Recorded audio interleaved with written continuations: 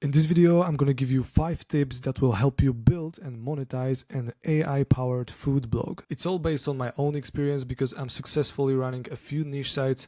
A few of them are recipe sites full of recipes, cooking tips, baking tips, and so on. In my opinion, the food niche is a massive opportunity because it's one of the most evergreen niches on Pinterest, and with the right AI tools, you can scale content faster than ever. So if you do it right, you can start making some extra income, and over time you can scale it to really impressive numbers. So let's get into it. But before we dive in, quick reminder, all of the strategies, all of my tools, prompts, workflows, it's all available inside of my private community called Pin Lions. We have more than 90 members already, and everyone is doing the same thing. Everyone is growing on Pinterest. Some people are in the food niche, some people are in the home decor niche, lots of different strategies. If you want to exchange information and learn more about Pinterest marketing, well, the link is in the description. And to be honest, it makes me super happy when I see that someone who joined the community a few weeks ago or a few months ago is starting to get results. And honestly, there are a few people who are already making money with Pinterest thanks to these strategies. If you want to be a part of it, you know what to do, but for now, let's go back to the video. As an example, this is one of my AI food blogs, completely created by AI. At the moment, it gets around 45k outbound clicks per month, and it's growing. All of the articles on that site are AI generated. All of the pins are AI generated as well.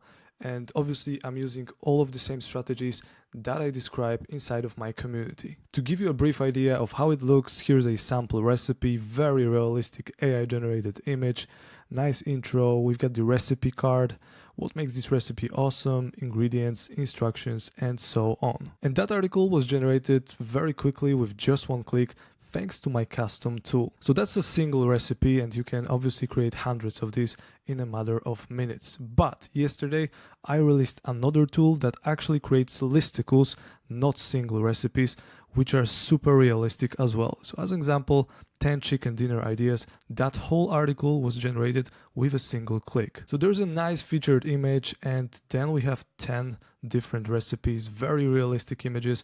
Even though it's all AI generated, it looks very nice. And of course, all of the images are optimized for Pinterest because all of these images are vertical, which means that people have to scroll down and see more ads. And you know, it's always better to use vertical pictures on your Pinterest blogs. So this is how I do it. I create content with my tools, I scale content with my tools, then I create pins with Ideogram AI, and I usually publish around 20 up to 30 pins every single day. So the tip number 1 that I want to give you is that content volume is everything on Pinterest, okay? It's super important because if you think that you will publish 50 recipes and then you suddenly will get thousands of views every single day, well, you will be disappointed. Considering the fact that Pinterest actually rewards fresh content right now, you need a pipeline of new recipes every week or ideally every single day. This doesn't mean low quality, because if you are using the right tools, then the quality can be very high and you can just mix high quality with high volume at the same time. And pretty much that's the goal. That's what we want to achieve. It's pretty simple because in the end, the more content you publish, the more opportunities you have because more people will see your pins, you can target more keywords, and you can increase your daily volume. Tip number 2 is that you have to be patient because it's not a get rich quick scheme. Results take time, especially if you are starting from zero. And in the beginning, you will be working hard, you will be finding new recipes, new keywords, you will be creating fresh content, designing pins, and publishing consistently. And for the first few months, it's gonna feel like nothing is happening. But once things start to click, well, you will notice that your traffic is growing, you are getting results, and your pins are starting to get saves and clicks. Then you are going to see the momentum, and you will notice that your stats are growing pretty much every single week. Every weekend you will get these bumps of traffic. It actually happened recently to one member of Pin Lions. That guy was posting consistently for months and the results were pretty bad. But once everything kicked off, well, now the clicks are growing and he was just monetized by AdSense, so now he started making money. And you know, when you start seeing these results, when you see that clicks are growing, that you can finally start making money with ads or affiliate offers, it's very addictive. Honestly, it's very addictive and you just want to create more content pretty much to get the most out of it. But of course, it's Pinterest, so you have to be patient. It's very important. Don't expect spectacular results in a matter of few weeks. Another tip that I can give you is that you have to master the Pinterest keyword research game. I use software called Pinclicks for keyword research. It's the best tool that you can get, but I'm not going to go into detail here because I already mentioned it quite a lot of times on the channel. So basically, you can target keywords with a very high search volume, or you can try focusing on low search volume keywords. These are often long tail keywords. As I mentioned before, right now Pinterest loves fresh content, and very often at the top of the search results they include pins that were actually created not long ago, a few days ago, a few weeks ago. And that means you can rank for high volume keywords pretty quickly, but the downside is that you can get replaced just as quickly. So for example, you can, rank for easy banana bread recipe today, but in a few weeks your pin can just get replaced and it's gonna go down and it's barely gonna give you any traffic. So to make your traffic more consistent, I believe that you should balance everything and use both high volume keywords and low volume keywords. So don't focus only on very popular keywords like, chicken casserole, beef recipes. Just be a bit more specific and try to just create content around a bit more specific topics. Whether you use my tools or not, one of the most important things in this niche on Pinterest is the fact that your content has to look very realistic. If your AI generated images look fake and sometimes it's just obvious that it's AI, well, you are going to experience two problems. First of all,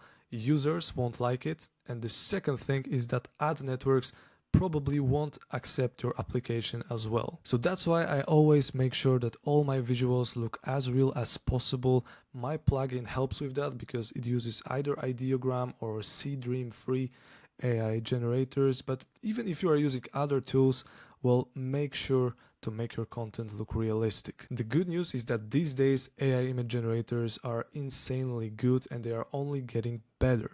And many of the food photos they produce are almost pretty much indistinguishable from real photography. So the more realistic your content looks, the better engagement you'll get and the easier it will be to monetize your site. Another tip that I want to give you is that don't try to cover every possible recipe right away. Focus on one sub niche first. This is what I'm doing on my sites and it seems to work. So for one of my sites, as an example, I started with desserts. I created dozens of dessert related posts focusing on variations like apple desserts, peach desserts, banana desserts, and so on. No bake desserts, stuff like that. And once I started getting traction, I just expanded into other sections like keto recipes, Spanish recipes, Mexican cuisine, stuff like that. I think this strategy works very well because you start building the authority in one sub niche, and once your authority is good enough, well, then you can just add more sub niches to your site and to your Pinterest account. Is it the only way to do it? Probably not. Is it the best way to do it? I have no idea, but this works for me and that's what I can recommend to you. And I also want to talk about the AI generated recipes because some people say that AI recipes suck, that they don't work, that they are fake. And honestly, my experience was completely different because I've personally tried recipes from my site. Maybe not all of them, but a few of them. I made high protein banana bread. I've made post-workout cookies.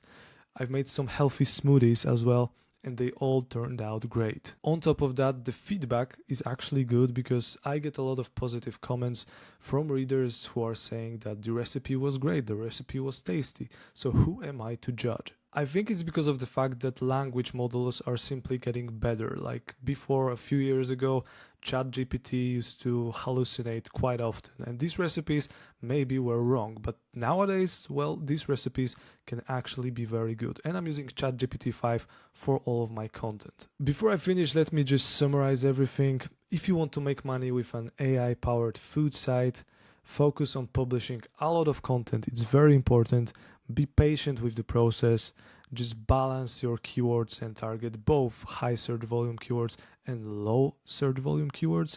Make images look as realistic as possible and ideally start with one sub niche before expanding. The opportunity in this space is huge. Maybe there are a lot of competitors, but honestly, there are so many different sub-niches that you can focus on.